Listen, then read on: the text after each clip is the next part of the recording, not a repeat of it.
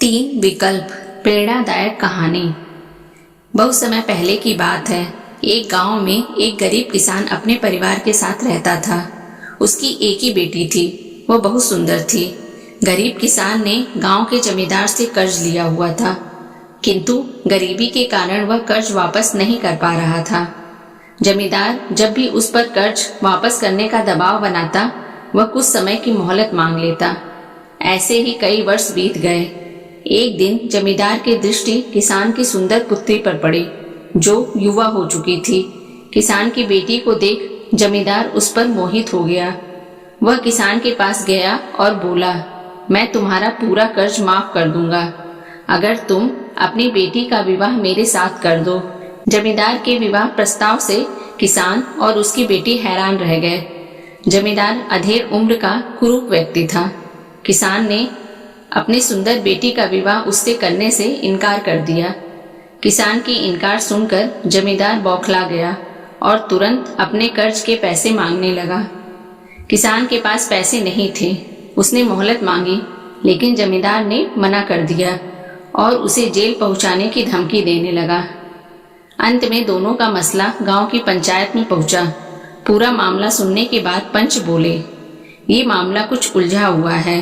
किसान तो कई वर्षों से कर्ज चुका नहीं पा रहा और उसकी स्थिति को देखते हुए लगता नहीं कि वह कर्ज चुका पाएगा। बेटी का विवाह वह जमींदार से करना नहीं चाहता। ऐसे में बहुत सोच विचार कर हम ये फैसला किसान की बेटी की किस्मत पर छोड़ते हैं। पंच आगे बोले, यहाँ जमीन पर काले और सफेद कंकड़ पड़े हुए हैं। जमींदार इन कंकड़ों में से 2 कंकड़ उठाकर 2 थैलों में रखेगा। किसान की बेटी को बिना देखे उन थैलों में से कंकड़ निकालना होगा। पहला, यदि वह काला कंकड़ निकालती है तो उसे जमींदार से शादी करनी पड़ेगी और किसान का कर्ज माफ कर दिया जाएगा। दूसरा, यदि वह सफेद कंकड़ निकालती है तो उसे जमींदार से शादी नहीं करनी पड़ेगी और किसान का कर्ज भी माफ कर दिया जाएगा। तीसरा, यदि वह कंकड़ निकालने से इनकार करती है तो किसान को जेल में डाल दिया जाएगा। पंचायत का फैसला सुनकर किसान और उसकी बेटी चिंता में पड़ गए। किसान तो सिर पकड़कर बैठ गया। इधर जमींदार ने जमीन पे पड़े कंकड़ उठाकर थैली में डाल लिए। जब जमींदार कंकड़ उठा रहा था तो किसान की बेटी ने देख लिया कि उसने सबकी आंखों में धूल झोंककर दोनों काले कंकड़ ही उठाए हैं। अब किसान की बेटी किसी भी थैले से कंकड़ निकालती, वह काले रंग का ही होता। जमींदार इतना धूर्त होगा ये उसने सोचा नहीं था, लेकिन उसे किसी भी हाल में इस मुसीबत से बाहर निकलना था। वह अपना दिमाग दौड़ाने लगी। उसके सामने 3 विकल्प थे। पहला, थैली में से कंकड़ निकालने से मना कर दे और पिता को जेल जाने दे। दूसरा, थैली में से कंकड़ निकाले और चुपचाप जमींदार से शादी कर ले। तीसरा, पंचों को जमींदार की धूर्तता के बारे में बता दे। तीसरा विकल्प उसे ठीक लगा, लेकिन पंचों को बताने पर भी इस मुसीबत से छुटकारा नहीं मिलता।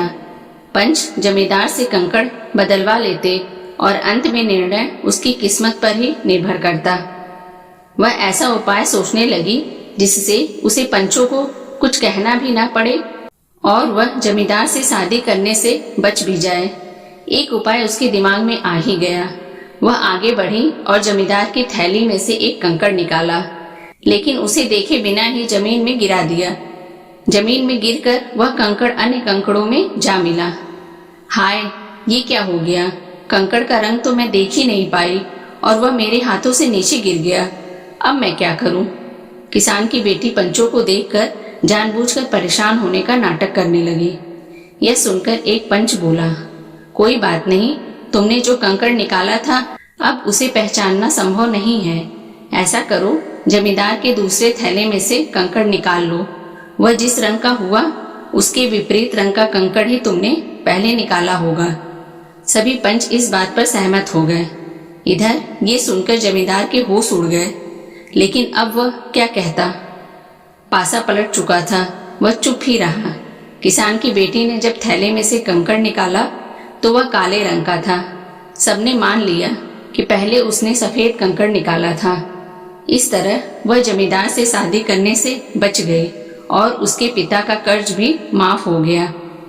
सीख, मुसीबत के समय समझदारी से काम लेना चाहिए। जब भी मुसीबत आ पड़े तो बिना हौसला खोए शांत दिमाग से विचार करो, कोई ना कोई हल अवश्य निकलेगा।